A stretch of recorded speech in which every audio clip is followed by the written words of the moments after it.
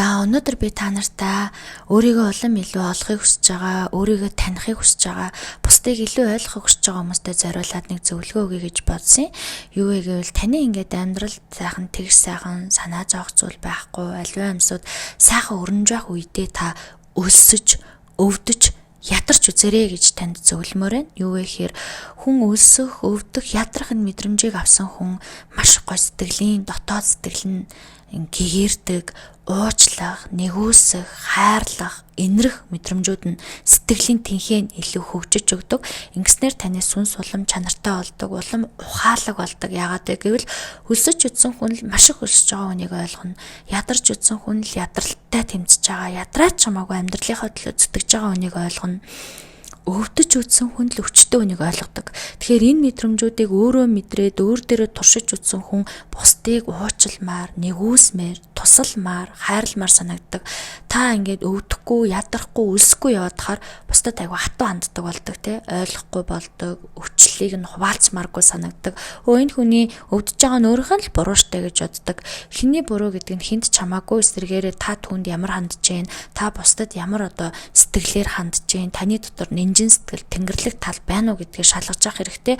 Бүх зүйл өөрийнх нь ингээд ажил нь амжилттай, амьдрал нь сайхан, бүрэн бүтэн байгаа хүмүүс бол ихвчлэн бусдыг айгүй шүүмжилдэг, бусдын өөг хардаг, бусдын зовлон хизээч зовлон гэж хардаггүй, эсрэгээрээ ингээд зовлонгийн хүртэл сул тал болгоод өөрийнхөө ингээд муулах нэг бай болгоод үйждэг.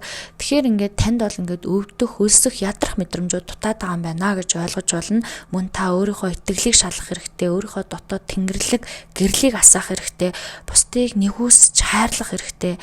Дайн дажин ч гэсэндээ ингээд мэдрээгүй хүн бол ойлгохгүй, гэтэл ингээд өлсөж үдсэн хүн дайнаас хүртэл ингээд тэнд байгаа хүмүүс өлсөж байгаа, ядарч байгаа гэх мэт ингээд дэлхийн ертөнцийн дээр байгаа бусдыгаа ч гэсэн өрөвдөх шаардлага гардаг. Та бусдыг өрөвдөнө гэдэг нь заавал хамаатан сад эргэн тойрны хайртай дотны хүмүүсээ өрөвдснөөр л сайхан сэтгэлтэй, сайхан хүн болчихж байгаа биш. Эсвэргээрээ танд ямар ч хамаарлалгүй, тантай ямар ч ойр биш, те.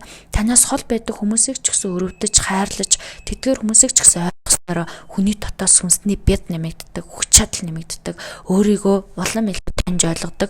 Бид нар ямар сүнслэг мөн чанартай бодгол юм бэ гэдгээ таних боломж болцоо олгодог. Тэгэхээр дэлхий дээр маш олон хүмүүс өлсгөлөнгөөр өлсөж байгаа, мацаг барьсан, тэгээ хоол идэх гээд ч хүсээд ч олдохгүй байгаа хүмүүс байгаа. Тэдгээр хүмүүсийн зовлонг нэг өдөр мацаг барьдаг ч юм уу. Бүх зүйл хангалуун байх үедээ өөрийгөө сорж, өөрийгөө ингээд цаанаас нүлсэх мэдрэмжийг өөртөө сануулах хэрэгтэй.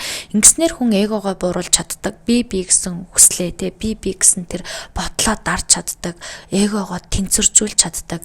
Амьдралынхаа нөгөө үнэн бодит мэдрэмжүүдтэй нүүр тулж чаддаг. Уйлмаараа уйлж, өлсмөөрөө өлсөж, ядарсан бол ядарснаа ойлгож, те. Яг ингээ үнэнтэйгээ ингээд тэмцэж чаддаг болдог. Тэгэхгүй ингээд хитрхи бүх зүйл сайхан байгаад, энгийн байгаад ингээд ингээр хүн гэр оронд байгаа аз жаргалаач мэдрхээ болчдөг. Аз жаргал гэдэг зүйлээ аз жаргал гэж харахгүй, амттай зүйлийг амттай гэж харахгүй, бүх юмд нэг юм нормал буюу те нэг тийм хэвийн хандаад ямар ч аз жаргал, ямар ч тийм сэтгэл хөдлөл мэдрхээ болчдөг.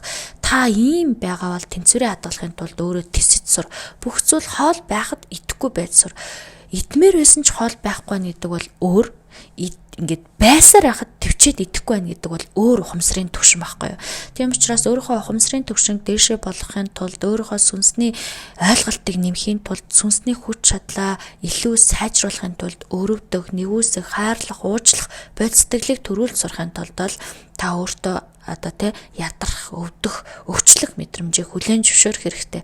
Та өвдөж байгаа бол би ямар язгүй юм бэ те, би яагаад өвдөж вэ гэж бодох хэрэггүй. Эсвэргээрээ та энэ өвдөлтийг мэдэрснээрээ бусад өвдөж байгаа хүмүүсийн зовлонг ойлгож гин, таны дотоод сүнс чинь хөгжиж гин, сүнсний аялал чинь сайжирж гин, сүнсний ур чадвар, мэдлэг чинь нэмэгдэж гин гэж ингэж баярлаж хүлээж авах хэрэгтэй. Эсвэргээрээ би ямар азгүй юм бэ, би ямар зовлонтой юм бэ гэж бодоод хаар сүнсний хаалгаа нээж чаддгүй, сүнсний ухаарлаа авч чаддгүй, эсвэргээрээ ямар нэгэн зүйлрүүд ингээ буруутгах гаддаг. Ингэсэн болохоор би ингээ өвдчихлөө. Энээс болоод ч гэдэм үү те. Ингэдэг. Ер нь бол асуудал бүх зүйл танаас болж байгаа. Тийм учраас ямар нэгэн ингээд ажил төрөл бүтэмжтэй сайхан байх үедээ албаар та те хоолоо хасаж, өлсөж үзэх хэрэгтэй. Өлсөж бусдын зовлонгоос хуваалцаж үзэх хэрэгтэй те. Таны ингээд өлсөхгүй, өвдөхгүй, ядрахгүй байгаа хүмүүс бол хүн бусдыг айгүй шүмжилдэг болчдөг. Тэр тэгсэн байныг гаднаас нь хүнийг дүгндэг болчдөг. Тэр хүний дотоод мөн чанар, сэтгэлийн гүнд нь юу болж байгааг ойлгохыг ч хүсдэггүй, ойлгох гоч ухаан хөрхий болчдөг.